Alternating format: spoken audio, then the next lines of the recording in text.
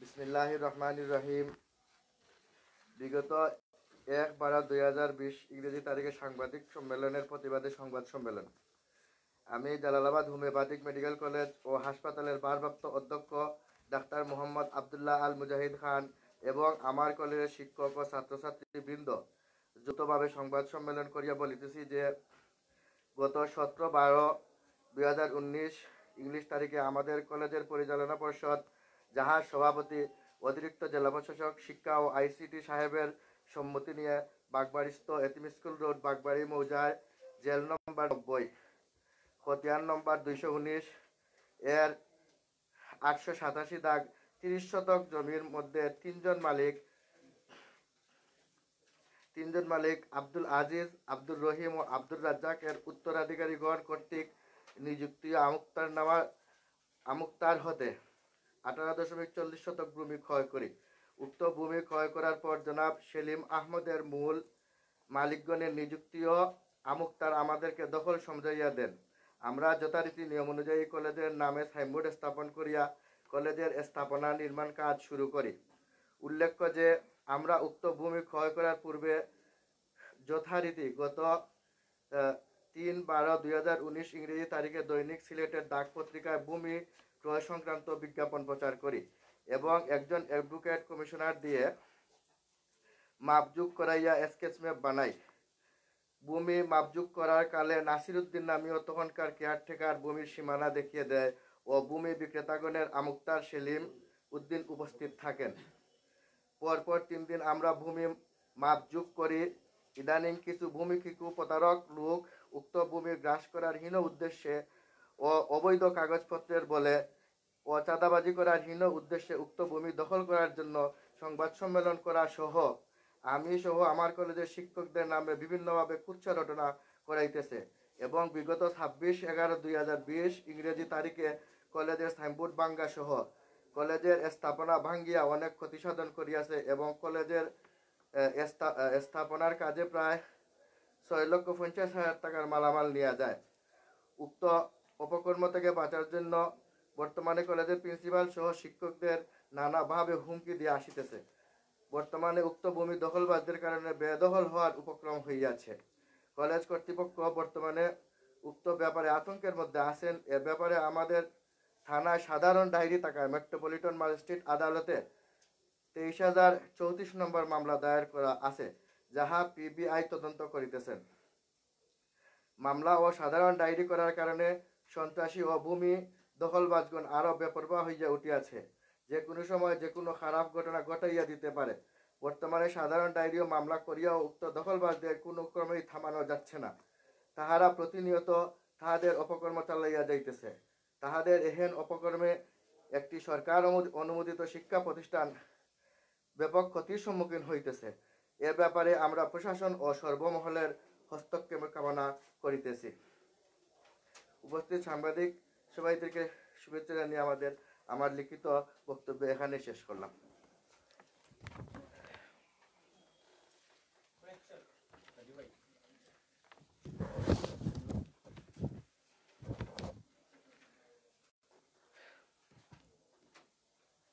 প্রথম প্রশ্ন আপনার কাছে জানতে চাচ্ছি যে আপনারা যে সাধারণ ডায়েরি করছেন সেখানে কি আপনাদের যারা অপকর্ম করতে লিপ্ত হয়েছে তাদের কোনো প্রকার আপনারা কি স্পষ্ট তাদেরকে দেখতে পাচ্ছেন কি না, আপনারা অজ্ঞাতনামা এই রিপোর্টগুলো করছেন? আমরা অজ্ঞাতনামাই করছি। এখন কোনো প্রকার প্রশাসন কোনো প্রকার আসামিদেরকে ধরতে পারে না, এখন তো এই চিহ্নিত করতে পারে। ডায়েরির জন্য আমরা কেস করছি, এটা এই তদন্তাধীন আছে আর কি।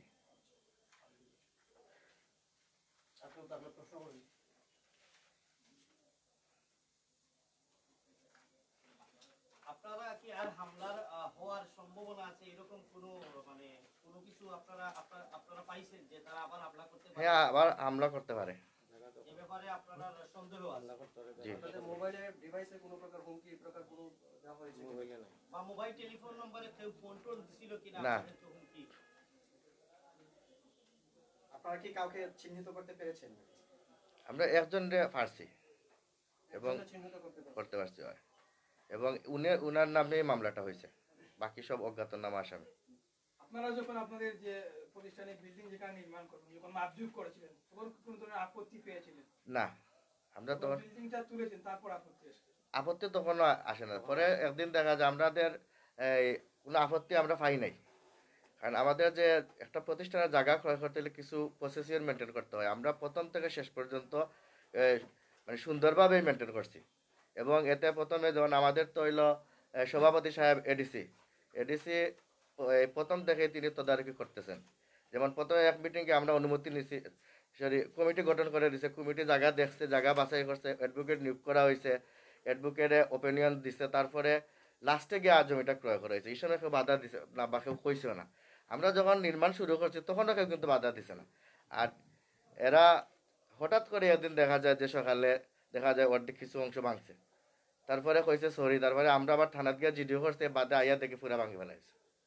ঘটনার পর জমি সংক্রান্ত আপনাদের প্রতিষ্ঠানে যে জমি সংক্রান্ত ক্রয় করছেন যাবতীয় হ্যাঁ। নামজারি এবং মাঠপত্র আছে, সব আছে। সবকিছু ক্লিয়ার আছে? হ্যাঁ আছে, আমার সাথে আছে, দেখাইতে পারবো। তবুও এক শ্রেণীর মানুষ ওই জমি দখল করার দখল জন্য করার সর্বাত্মক পায়তারা করতেছে। পারে তারা করতেছে, আর সে কারণে সংবাদ সম্মেলন প্লাস প্রশাসনের সহযোগিতা চাচ্ছে। চাচ্ছি। হ্যাঁ, যে আমি Mohammad Rafiqur Rahman Habib, Bangla time and team থেকে। আমি জানতে চাই আপনারা যে ভূমি নিয়ে কথা বলছেন এই ভূমিটা কি আপনাদের দখলে আছে নাকি এই যে সন্ত্রাসীরা ভাঙচুর করেছিল তাদের অধীনে আছে? এখন আমরা আসলে সংস্থাকে ভাঙচুর করেছে এবং ওরা ফাড়া দিতেছে, তো আমরা ওদিকে আর যাই নাই এখন পর্যন্ত। তার মানে কি এই ভূমিটা কি তাদের তাদের দখলেই রয়ে গেছে? না, তাদের দখলে নাই, তারা তো পাহারা দিতেছে খালি হয়। এই মুহূর্তে কি আপনারা কলেজ পরিচালনার ক্ষেত্রে বা শিক্ষা প্রতিষ্ঠান পরিচালনার ক্ষেত্রে আপনারা শঙ্কিত ভূমিকা আছে? শঙ্কিতর মধ্যে আসো। এই মুহূর্তে আপনাদের চাওয়াটা আসলে কি? আমাদের চাওয়া হইলো যে আমরা এই প্রশাসন যাতে আমাদের সাহায্য করে, আমরা বইটা আমরা ফেরত পাই এবং এখানে আমরা যেটা হাসপাতাল কলেজ প্রতিষ্ঠা করতে পারি। এখানে কি পূর্ব বসতভিটা ছিল কিনা দখলে না। আপনাদের প্রতিষ্ঠানে? আপনারা ক্রয় করার পর আপনারা কি দখল নেন নাই? হ্যাঁ, এখানে কি এই বিষয়টা নিয়ে কি আপনারা বাংলাদেশ আপনারা জমিটা ক্রয় করার পর আপনারা কি দখল নিয়েছেন কিনা? আমরা তো দখল নিয়েছি, দখল না নিলে আমরা ঘর কিভাবে বানাইলাম? তাহলে ওইখানে আপনাদের ঘর আছে, নির্মাণ করা আছে, ওরা তো ব্যাংকে ফেলছে। ব্যাংকে দিয়েছে। আচ্ছা, ঠিক আছে। আপনারা যেসব ম্যাপ করার আগে কি যে পত্রিকাতে বিজ্ঞপ্তি ওইগুলো আগে দিয়েছেন আপনারা? হ্যাঁ দিস, অবশ্যই আমরা দিছি। সিলেটের ডাক পেপারে বিজ্ঞপ্তি দেওয়া হয়। আমরা একটা মিনিট কই। আচ্ছা, আমি একটু অসুস্থ তো, হ্যাঁ মানে খারাপ হোক তো। প্রতিষ্ঠানের ভূমি ক্রয় করার মানে যত কার্যক্রম করার যত ধরনের সব করিয়ে আমরা ভূমি রয়েছি, কোনো লেকিং নাই নরমালি, কোনো ধরনের কোনো লেকিং নাই। মানে যত প্রক্রিয়াধীন করা লাগে আর কি, যত ধরনের প্রক্রিয়া সব ধরনের প্রক্রিয়া আমরা সুসম্পন্ন করার পরে আমরা ভূমি ক্রয় করছি। তারপরে আপনারা পান্নাসের হুমকি দেওয়া মানে বিভিন্ন না, আমরা তো আমরা অলরেডি ঘর বানাই লাইছি। দখলে আমরা আছে, আমরা গিয়া ঘর বানাইছি। যেহেতু মির্জা জাঙ্গাল আমরা মেইন ক্যাম্পাস আর এগো হইলো সেকেন্ড ক্যাম্পাস। আমার কাছে মূলত তো আপনারা একটা লেট মি আছে ফিনিশ প্লিজ, মানে আমি শেষ করিলাই। মির্জা জাঙ্গাল আমরা প্রথম ক্যাম্পাস, এটা হইলো সেকেন্ড ক্যাম্পাস। আমরা মির্জা জাঙ্গালও সবটা অবস্থান আর হিনো একটু কম যাওয়া, যার দরুন হয়তো কোনো ভূমিকে কোনো জমি দখলকারী হয়তো এই সুযোগ দেখছে, দেখার পরে তারাই অ্যাটেম্পটা নিছে, ভাঙ্গাভাঙ্গি করছে। এই বিষয়টা আমিও চাইছিলাম মানে ক্লিয়ার। আচ্ছা, আপনাদের কাছে কি কোনো ধরনের মানে কোনো টাকা পয়সা চাওয়া হচ্ছে না এই জায়গা? এটা তো রেগুলারই হয়। আপনাদের কাছে টাকা চাওয়া হচ্ছে? ওই যারা টাকা চায় ফোনে কিংবা সরাসরি কোন ধরনের এভিডেন্স কি আছে? না ফোনে চাই না, কারণ ফোনে এভিডেন্স তো Evidence- এভিডেন্স এভাবে হলো মানুষ এই তো আর এইভাবে নাই যে এখন এখন ফোনে চালাক হয়ে evidence গেছে করিয়া সব। রাখবো। ঠিক আছে, তো সব বিষয়টা আমরা- মিলিয়ে আজকে যে আপনারা সিলেট বিভাগীয় প্রেস ক্লাবে সংবাদ সম্মেলন করতেছে, তো এর মুখ্য বিষয়টা, প্রধান বিষয়টা কি? বিষয় হলো এটা তো একটা প্রতিষ্ঠানের জায়গা। এই জায়গা যখন দখল হয়, যারা সন্ত্রাসী বা জায়গা ভূমির কেউ যারা বলছেন যে জায়গা নিয়ে ব্যবসা করে, তারা তো জায়গাটা দখল করেছে। কিন্তু আমরা তো সন্ত্রাসীতে যাইতে পারি না, কারণ আমরা তো একটা প্রতিষ্ঠান। তো আমরা প্রতিষ্ঠান যেহেতু আমরা আইনের প্রতি শ্রদ্ধাশীল, এর ধারাবাহিকতায় আমরা চাইতেছি আপনারা যেহেতু মিডিয়া কর্মী, আপনারা অনেক জিনিসই আমরা সিলেটের মাটিতে দেখেছি আপনারা করেছেন, যেটা অবাস্তব ছিল সেটাকে বাস্তবায়িত করেছেন। আমরা সেই ধারাবাহিকতা চাই যে আপনারা একটি প্রতিষ্ঠান, এটা সবার, এটা শুধু আমাদের না, এই সিলেটের জনগণের প্রতিষ্ঠান, একটা শিক্ষা প্রতিষ্ঠান যেখানে হাজার হাজার ডাক্তার বের হয়ে যাচ্ছে এবং বর্তমানে আমাদের 1500 ছাত্রের মতো এই রানিং স্টুডেন্ট 4 ইয়ারে আছে। কিন্তু আমরা অন্যায়ভাবে আমরা মনে করেন এখানে জায়গা দখল করতে যাওয়া বা আমরা সন্ত্রাসীদের সাথে যুদ্ধ করা, এটা আমাদের পক্ষে সম্ভব নয়। আমরা আইনি প্রক্রিয়ায় আমাদের সব কাজ চালিয়ে যাইতেছি। আমরা তারই ধারাবাহিকতায় গতকালকে দেখছেন আমরা একটা মানববন্ধন করেছি এবং সিলেট প্রেস ক্লাবেও একটা সংবাদ সম্মেলন করেছি। সেখানে আমরা সংবাদ সম্মেলন করার কথা আগেই ছিল, কিন্তু তারা হয়তো কোনোভাবে খবর পেয়ে আমাদের আগেই তারা সংবাদ সম্মেলন করেছে।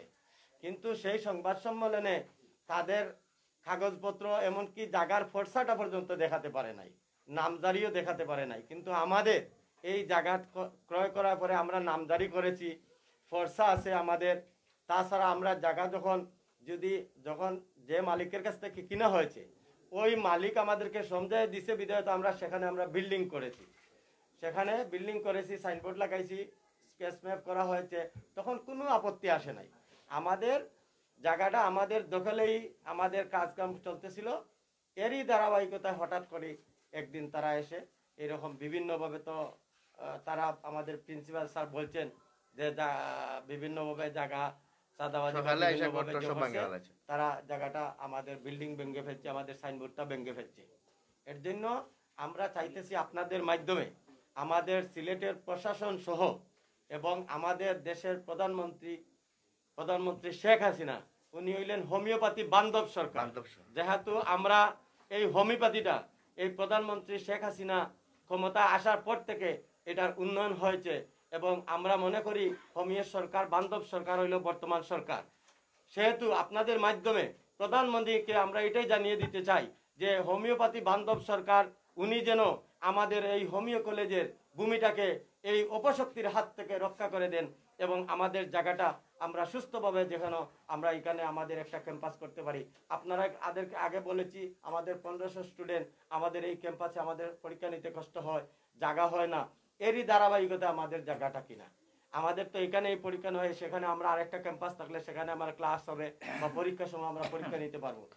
আমরা আপনাদের মাধ্যমে প্রশাসন সহ সবাইকে জানিয়ে দিতে চাই এটা ঐতিহ্যবাহী একটা প্রতিষ্ঠান। আপনারা জানেন এই প্রতিষ্ঠান অনেক কষ্ট করে মরহুম হোসেন রাজা চৌধুরী উনার প্রচেষ্টা এই কলেজটা স্থাপিত হয়েছিল, কিন্তু এই কলেজটা এখন যদি জায়গাটা আমাদের হাতছাড়া হয়ে যায় তাইলে আমাদের অনেক ক্ষতি সাধিত হবে।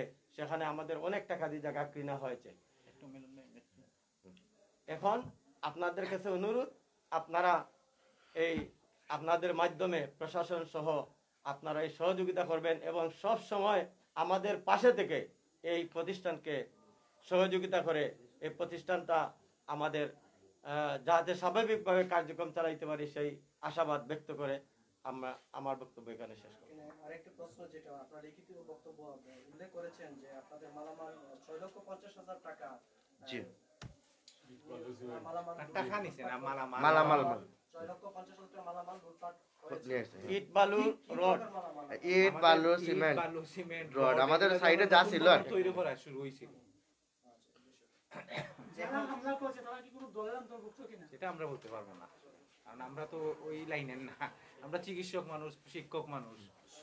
কোনো ধরনের রাজনৈতিক প্রবণতা এখানে নেই। সর্বশেষ এখন কি অবস্থায় আছে আপনাদের জায়গাটা?